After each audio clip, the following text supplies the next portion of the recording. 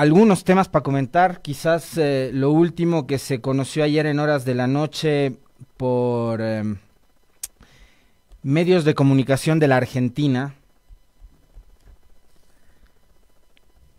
Le voy a pedir al equipo de producción, al Javi, al Esteban, a las doctoras también que están afuera, Mariela, Diana, Licenia, que si tienen confirmación e información de autoridades ecuatorianas, me las compartan, porque hasta la madrugada no encontré nada yo de reacciones de autoridades de acá. Lo que sí relataron los medios de comunicación argentinos, y si puedes ir nomás rodando imágenes, esta nota de hecho ustedes se la van a encontrar en la web de Radio Pichincha. Medios argentinos reportaron la captura de la esposa e hijos de Fito. En realidad debería ser de una de las esposas, ¿no? Porque entiendo que el hombre era además todo un galán. Entonces, ayer se reportó eso. Ellos habrían sido aprehendidos, lo de galán le hace irónicamente, ¿no? Ellos habrían sido aprehendidos en la ciudad de Córdoba, Argentina, en la noche de este jueves 18 de enero. Corrijan por favor, en la web dice 28 de enero, todavía no llegamos allá. Recuerden que enero tiene como 900 días. La noche de este jueves 18 de enero, medios argentinos reportaron la captura de la esposa y 3 hijos del líder de la banda Los Choneros, alias Fito, Adolfo Macías.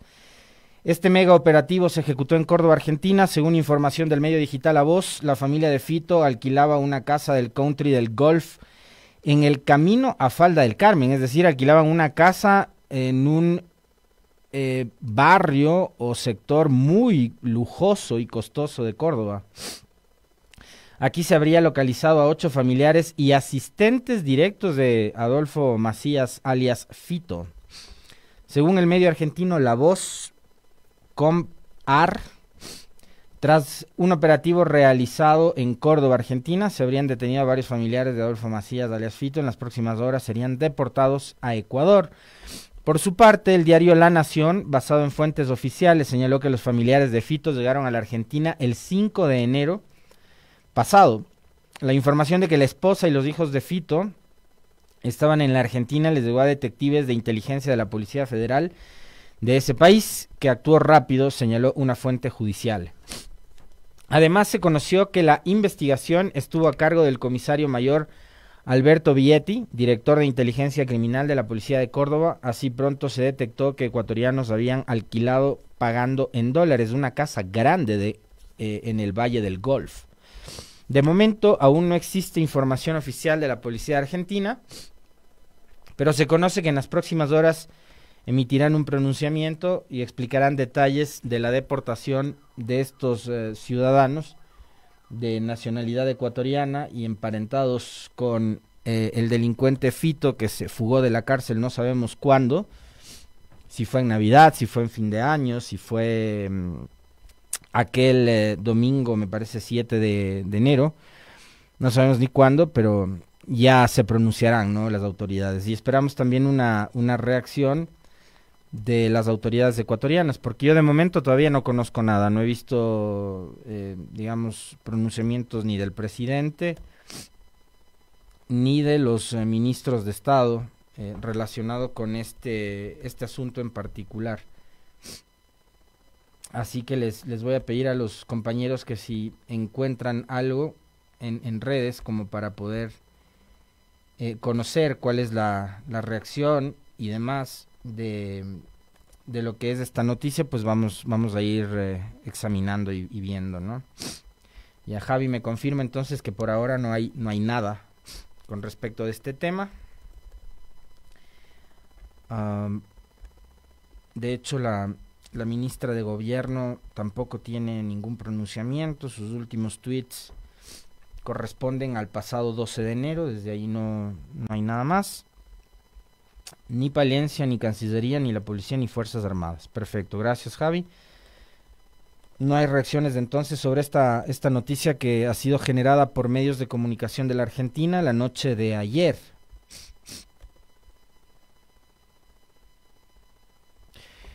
Habrá que analizar y habrá que también esperar no solamente las reacciones, sino también lo que pueda suceder a partir de, si es que se da la deportación de estas personas, para, entre otras cosas, determinar en este momento la ubicación de Fito, quien se dice estaría en Colombia, y como lo ha dicho la propia ministra Palencia, que digamos el Estado poco y nada conoce con respecto de la fuga, por ejemplo, o sea, lo único que sabe es que se fugó, pero no se sabe ni cuándo, ni cómo, ni con la ayuda de quién, ¿no? Entonces, son cosas que hay que determinar, pues, cómo logró Fito fugar, evadir los controles, porque imagino yo que no es tan sencillo fugar de una cárcel, sin embargo el hombre lo logró.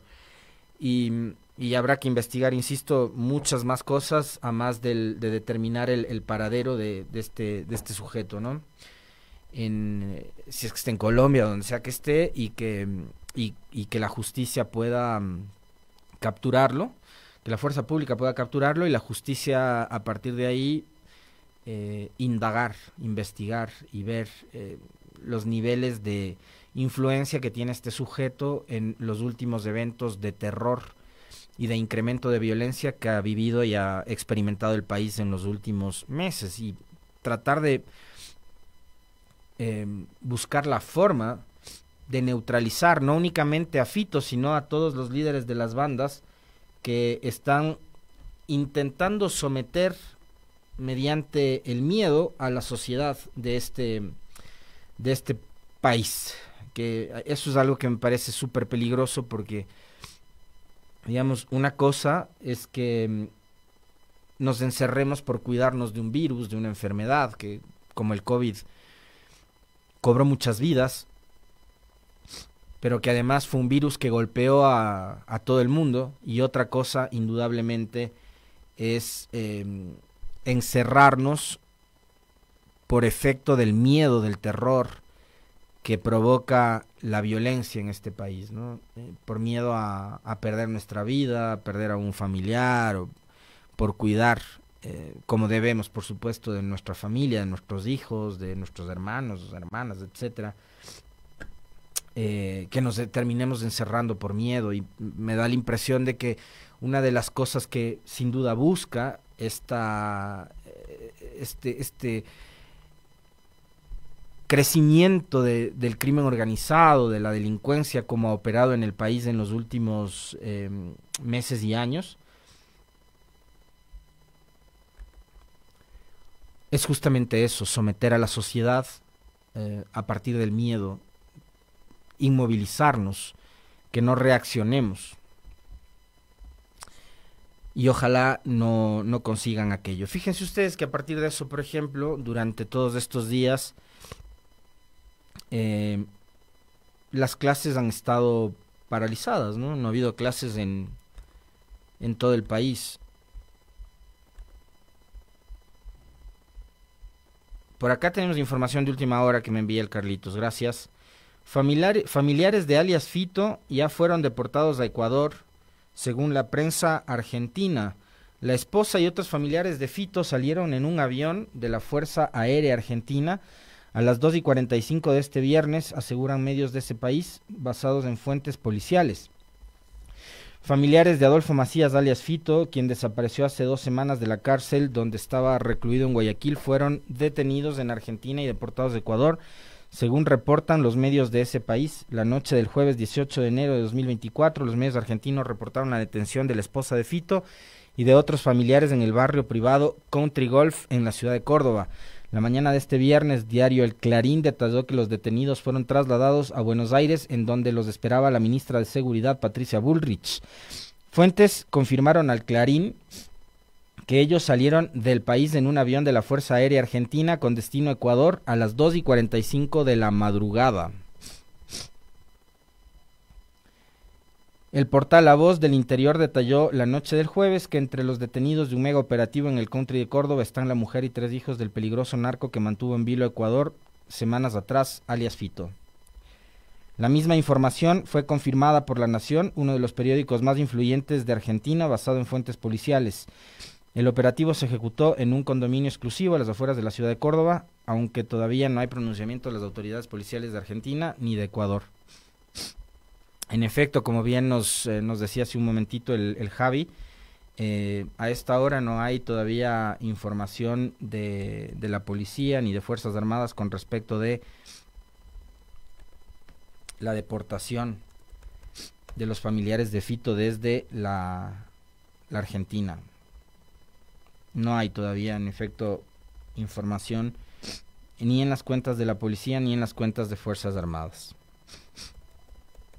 Bien, yo les decía hace un momento y me estaba refiriendo a que toda esta situación de terror, de miedo que arrancó con la fuga de Fito y que en realidad, digamos, es consecuencia de muchas más cosas, pero digamos que por ahí arrancó esto con lo sucedido en el fin de semana de 6 y 7 de enero. En estos días hemos tenido un país parcialmente paralizado, ¿no? Y por efecto de eso, por ejemplo, los estudiantes han tenido que acogerse a la modalidad no presencial o las clases telemáticas. Ahora hay información que se genera desde el Ministerio de Educación que prepara el retorno a clases presenciales de manera progresiva. El Ministerio de Educación garantiza la continuidad educativa a nivel nacional e informa a la ciudadanía que, sobre la base de un riguroso análisis, varias instituciones educativas retornarán a modalidad presencial de forma progresiva y focalizada. Otras instituciones educativas mantendrán la modalidad no presencial en todo el país. Para ello se han considerado técnicamente los siguientes criterios: mantener la modalidad no presencial en las instituciones educativas. 1. Ubicadas en zonas de riesgo establecidas por el Ministerio del Interior, espacios con altos índices delictivos o instituciones educativas cercanas a un rango de hasta 2 kilómetros de centros de privación de libertad y centros de adolescentes infractores. 2. Instituciones educativas localizadas en territorios con alta recurrencia de eventos delictivos o peligrosos. 3. Instituciones educativas de todos los sostenimientos en las provincias de... En todos los sostenimientos, ¿qué es eso? Deberían hacer estos comunicados menos técnicos como para que la gente los entienda, ¿no? En las provincias de Guayas, Esmeraldas y Los Ríos, en el Cantón Pedernales y el Distrito Metropolitano de Quito. 4. 6 instituciones educativas fiscomisionales de las Fuerzas Armadas que se encuentran actualmente ocupadas por personal militar y de seguridad. Sobre las instituciones que volverán a la presencialidad, se ha efectuado una valoración de riesgos, condiciones de cada territorio y priorizando la seguridad de la comunidad educativa. Se dispone el inicio del regreso progresivo a modalidad presencial desde el día lunes 22 de enero en 8.176 instituciones educativas en 92 distritos a nivel nacional, con el aproximado de 1.331.929 estudiantes a todos los sostenimientos, correspondiente a la primera fase del retorno presencial al sistema educativo. Las direcciones distritales del Ministerio de Educación notificarán a las instituciones educativas de sus jurisdicciones y constan en el listado de aquellas aprobadas para el cambio progresivo de modalidad presencial, información que a su vez será compartida por las instituciones educativas con las comunidades.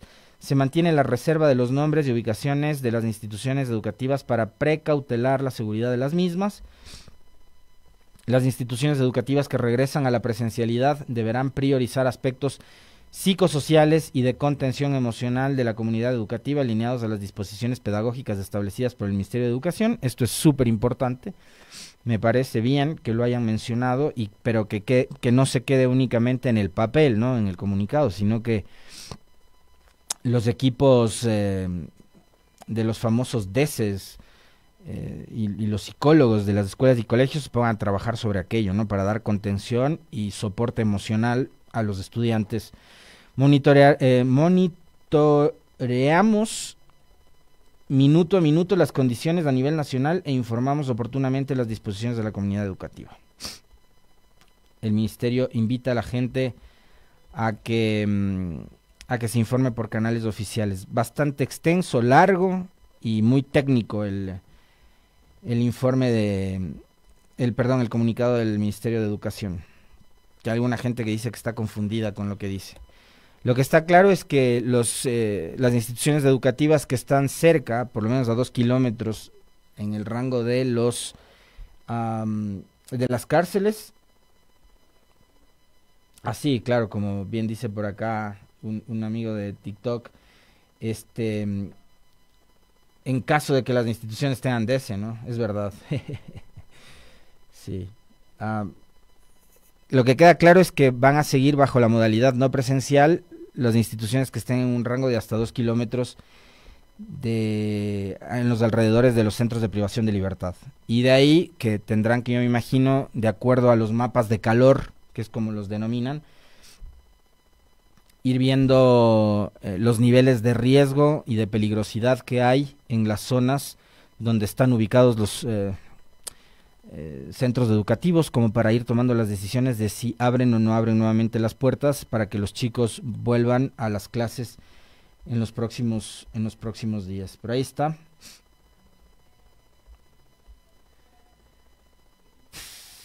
Muy bien.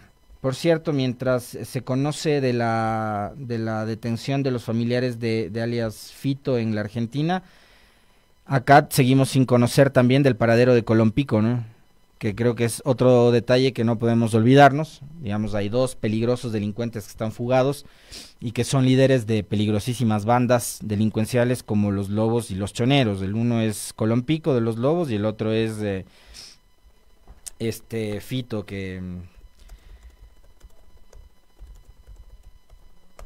de los choneros, ¿no? Que son los líderes de estas bandas delincuenciales y que están, bueno, sí, desde la cárcel hacían lo que les daba la gana, porque además nunca les quitaron los celulares, el internet, la comunicación.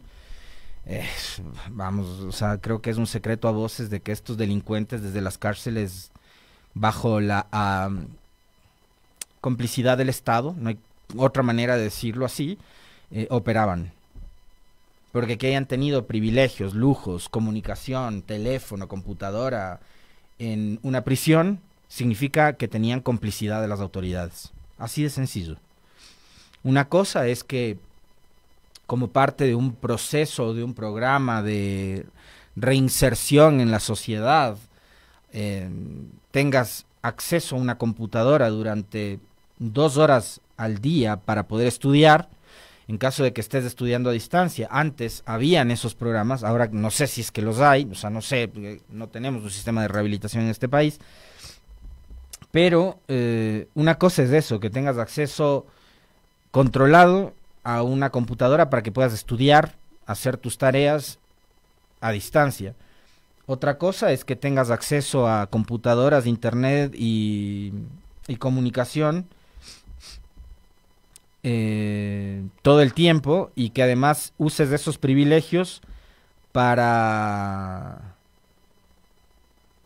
para dar órdenes a tus gatilleros, a tus sicarios, a tus vándalos, ¿no? O sea, es una cosa muy diferente. Y está, digamos, más que comprobado que estos delincuentes tenían esos lujos y esos privilegios en los últimos años en las cárceles, ¿no? Cuando el Estado simplemente decidió mirar para otro costado, dejar de vigilar, de controlar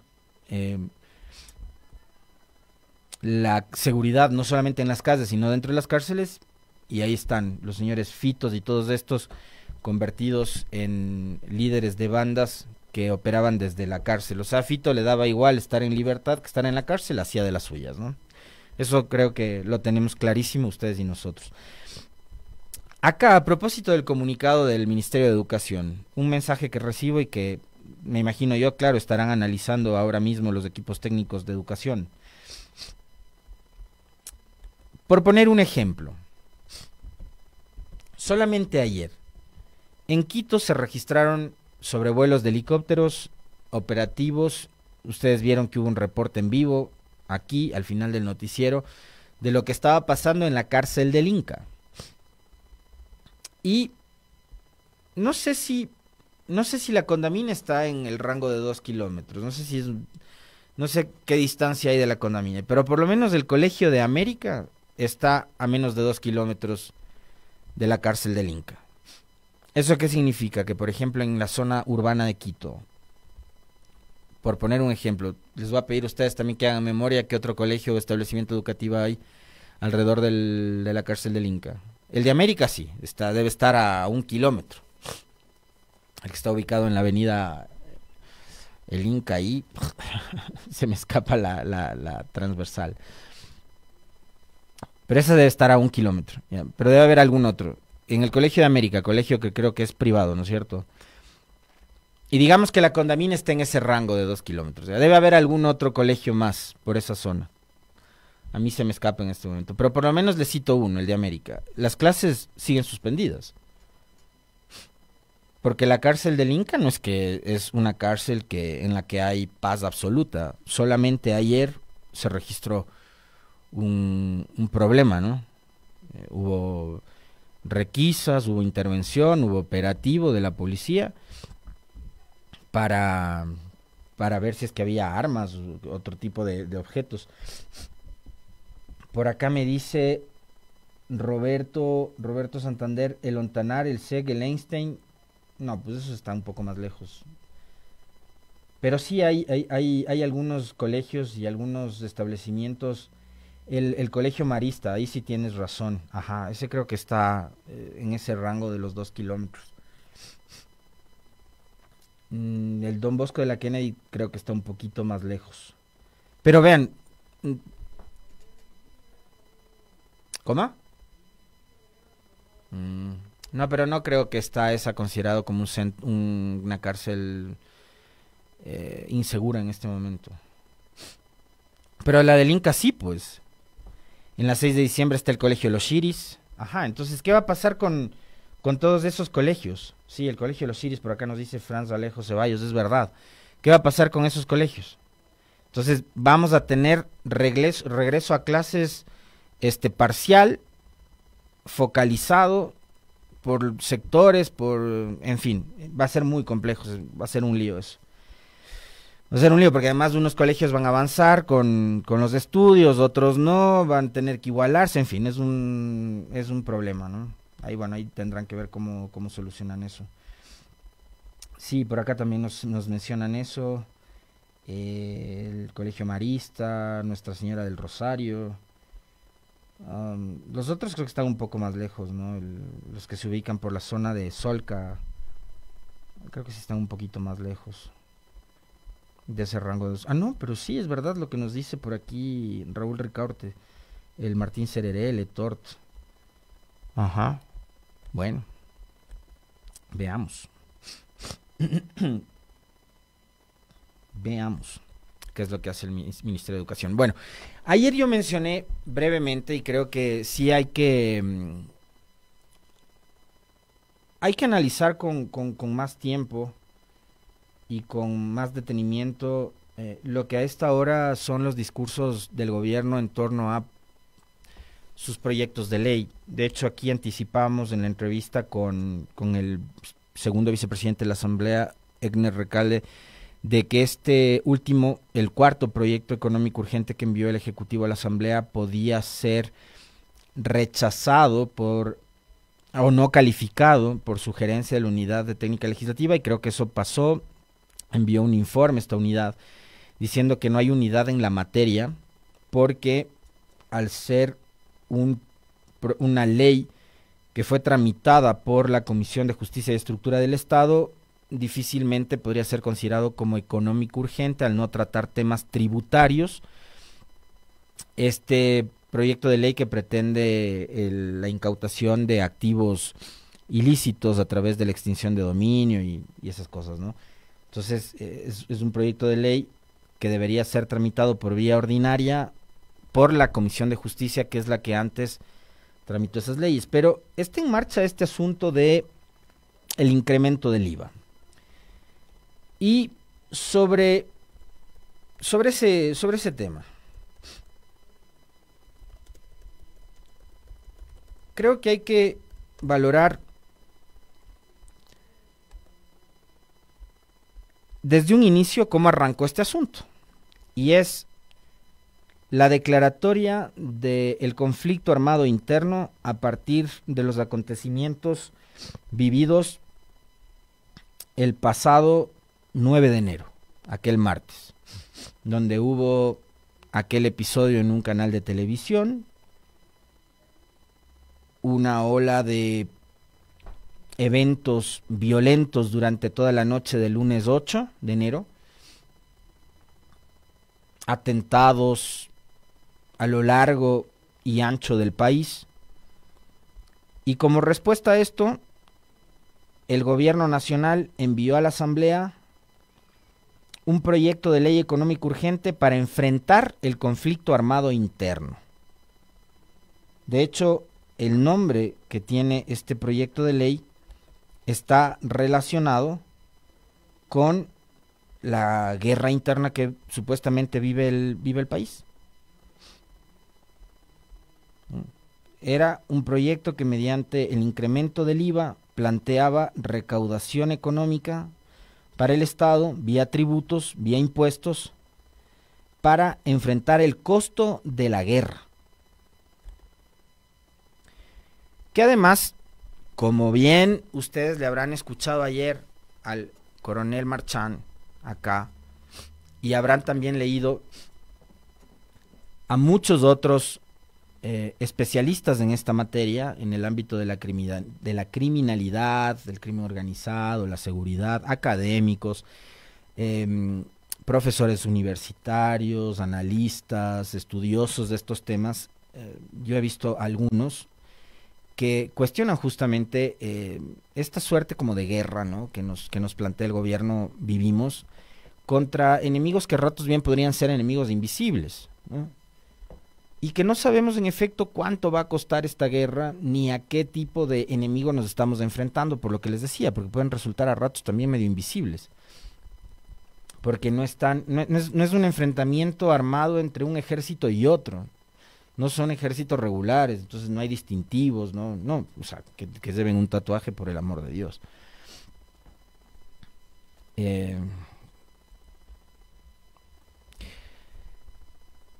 Y el gobierno tasó esta guerra en que se necesita más o menos $1.000 millones, 1.200, 1.020, una cosa así, ¿no? Ni siquiera creo que se ponen de acuerdo todos los funcionarios del gobierno para establecer cuánto mismo es lo que se necesita para cubrir los gastos de la guerra. Pero adicionalmente de los gastos de la guerra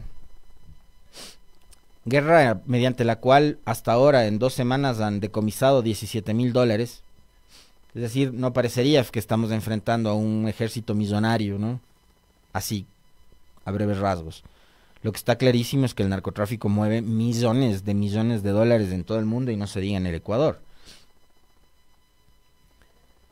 Y que estamos enfrentando una situación de extrema peligrosidad y de riesgo, pero los hechos están ahí. Ayer nomás comentábamos del asesinato de un fiscal que no tenía seguridad, mientras hay otros funcionarios que están rodeados de un ejército de guardaespaldas y de policías y de carros y de patrullas, de motorizados, etcétera. Resulta que en este país hay fiscales que tratan temas súper delicados que no tienen ni siquiera un perro policía, ¿no?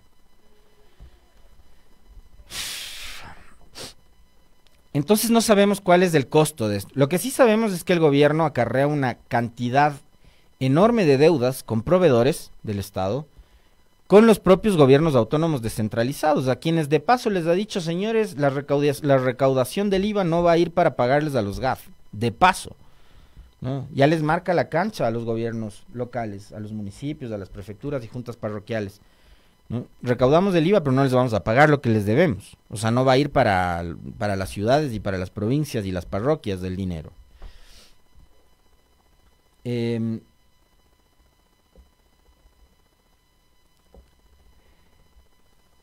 Hay un montón de contradicciones. La gente sigue creyendo que el fiscal no había solicitado seguridad. Creo que es al contrario, ¿no? Creo que es al contrario, que no le habían dado seguridad. Y digo, ¿qué pasa no solo con el fiscal Suárez, sino con el resto de fiscales en todo el país? Ahora, así es, la seguridad de estos fiscales que manejan estos casos debería ser 24/7, no importa si se va a la tienda, al supermercado, a la farmacia o a la hora del almuerzo, tiene que ir acompañado de la seguridad. Totalmente de acuerdo. No, exacto, el fiscal no es que es fiscal únicamente el momento en que esté en las audiencias. Es fiscal cuando va a dejar a los hijos en la escuela, cuando va a dejar a la mujer en el trabajo. Sigue siendo fiscal. Y podían matarle cualquier rato, en las audiencias, en su oficina o en la calle, como pasó esta semana. Y les decía que el gobierno me parece que comunicacionalmente está dejando unos mensajes que ahora mismo son muy confusos.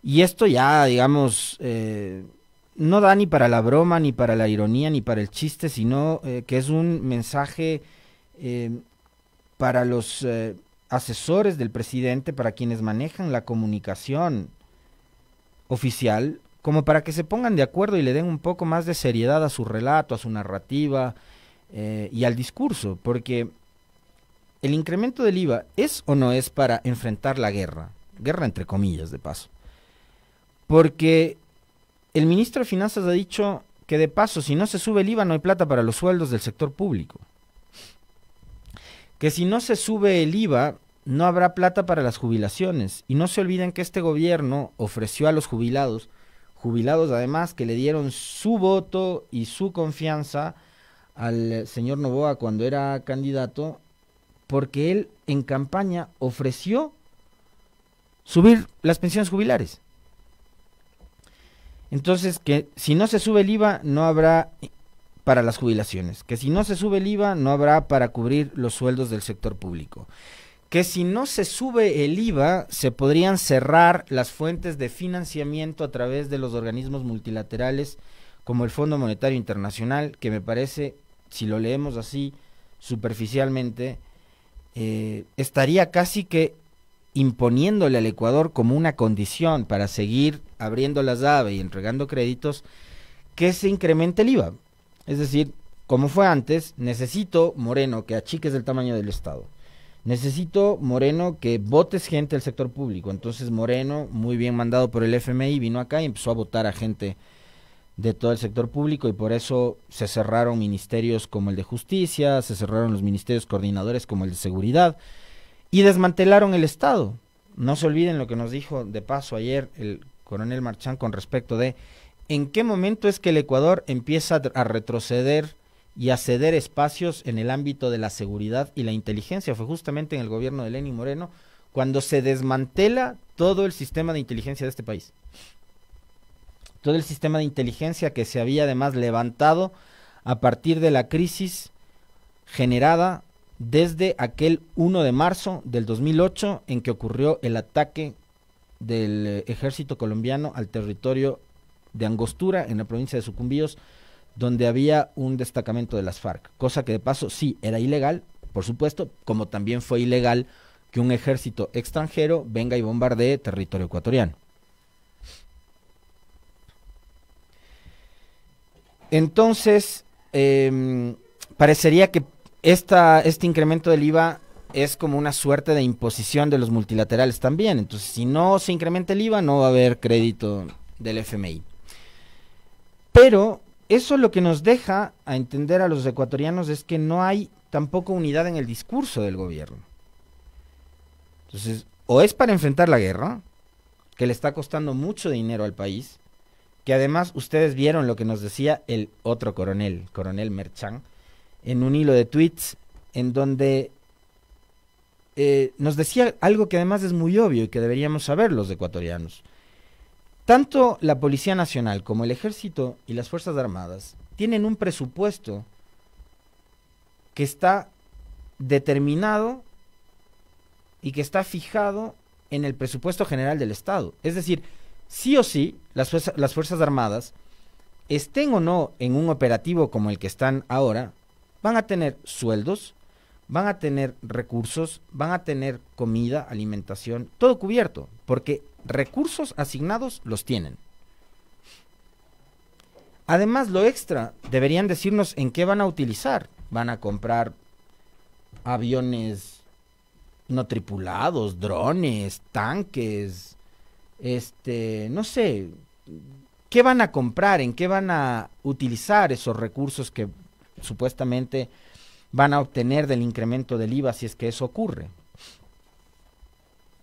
Porque recursos para las Fuerzas Armadas y para la policía están, y están dentro del presupuesto general del Estado. Entonces, estos 1.000 millones de extras para la guerra, si es que son para la guerra, ¿en qué los van a utilizar? E insisto, díganle al país la verdad, o necesitan cubrir el déficit que heredaron del gobierno de Lasso y la crisis heredada del gobierno de Lasso, y para que no se vea